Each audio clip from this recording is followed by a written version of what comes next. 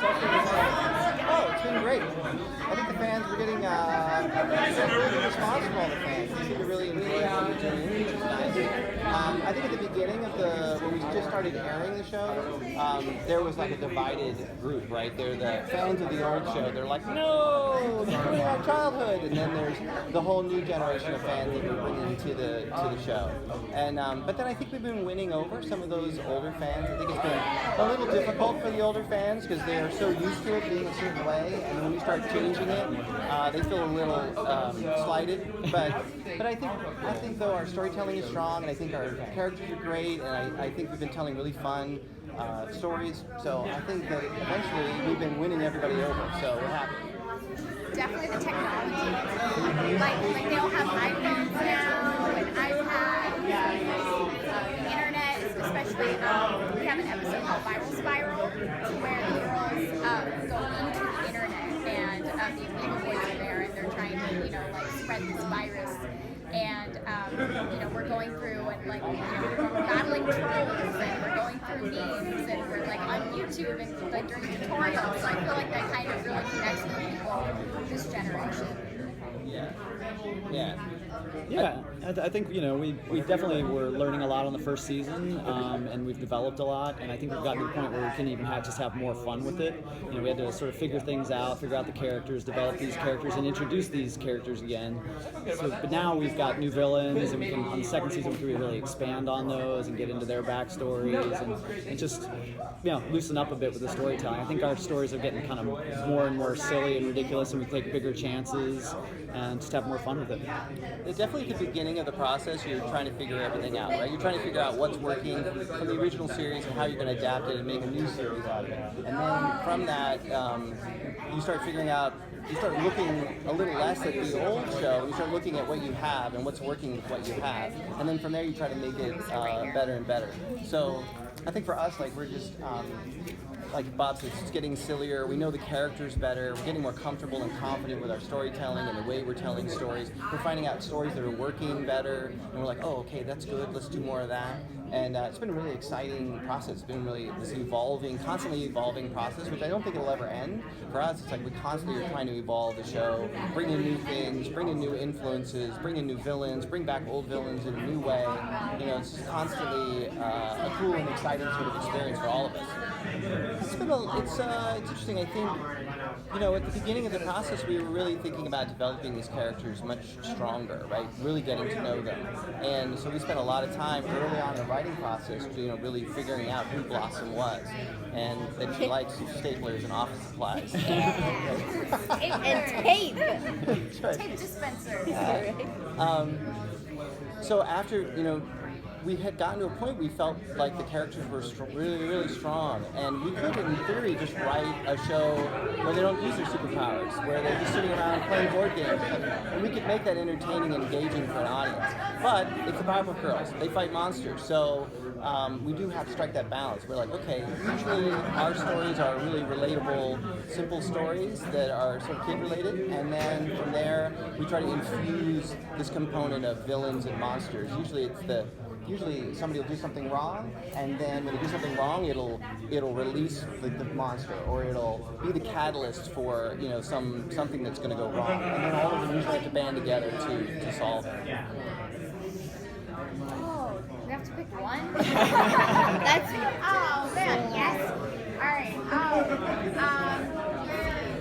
I love the Granny episode that we did. Wrinkle Rough Down? Yeah, Wrinkle Rough That Down. was so fun. That was so funny just because we had to, we had to know what we knew, of our characters and keep those voices, but what would they sound like if they were 80s or 90 years old? And it was just kind of a fun process hearing, what we were coming up with. My favorite was Monster Island.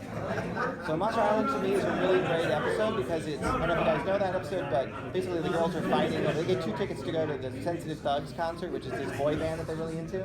We love them. Yeah, and Bubbles gets 2 tickets, but then she has to figure out who she's going to take. And so the whole time, so it's a simple story, right? You got 2 tickets, I can only take one of my friends, one of my sisters, and they're fighting about trying to get her to, take them through the whole episode. But that's the story, but then we just set it on Monster Island where they're hunting for the bear. So there's all this fighting and danger, but they don't really care about all that. All they care about is trying to like win them over to go to the concert. So I like that episode. It's pretty fun.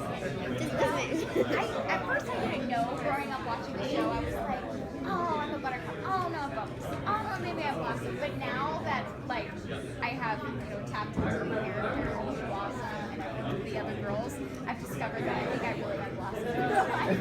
She's totally a blossom. I'm totally a Blossom. We're not lying. We were baking a cake at her house, and I was pouring the sugar, and it was a little bit uneven. I'm not gonna lie.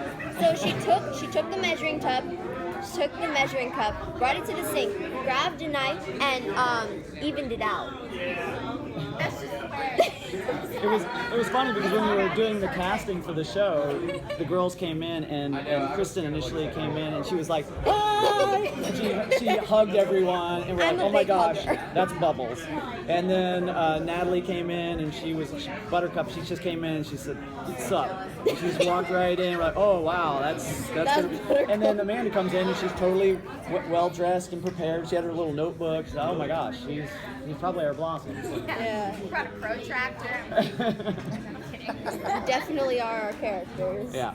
No doubt. Yeah, and they very much are like sisters in the recording booth too. They're like singing and dancing and hugging each other. They have become sisters in a family, which is really cool to see. When they are talking, we always break out and just start singing or dancing or doing different voices, and you can just see Bob's face and Nick's face, like. Yeah, we have a lot to record today. We could probably make an album. Yeah, we're actually in the middle. We're about 2/3 through writing the second season. So I know the official announcement came out of the second season, but we're deep in it. So yeah, we have a lot of really big plans for second season. There's lots of new, amazing things. We have new villains we're going to showcase, and I think we're getting more comfortable with the whole show and the whole process. So it's getting a little sillier, a little goofier. So we're happy about that, and yeah, it's going to be pretty fantastic. Pretty fantastic. Be ready. Breaking Bad. No. Yes! I thought the Teen Titans crossover was really perfect. Yeah, that was- If there was going to be a crossover, which I'm not typically a fan of, that seems like the right one. I think they did a really good job. Yeah. They did a great job. Superheroes versus superheroes. Yeah, that's Yeah. because they're both trying to save the day, but who's gonna win? It's fun. I feel like it's really strong message. When I was watching it, I always, didn't feel like as a girl, like, oh yeah, I can find your the inner strength, the inner power within yourself, and it's all about teamwork. And the girls always work together. Even though all the girls are completely different, they all have their own strengths. And like any girl can identify with them. It's all about coming together, working together, standing up for yourself, finding your power. Yeah. We're trying to look for all those positive messages in our writing process, and actually the whole process. In our staffing, we have over 50% women in our staff. When we were hiring writers, we definitely wanted to make sure we had a woman writer in the room for different perspective than what I have. We have a very young staff.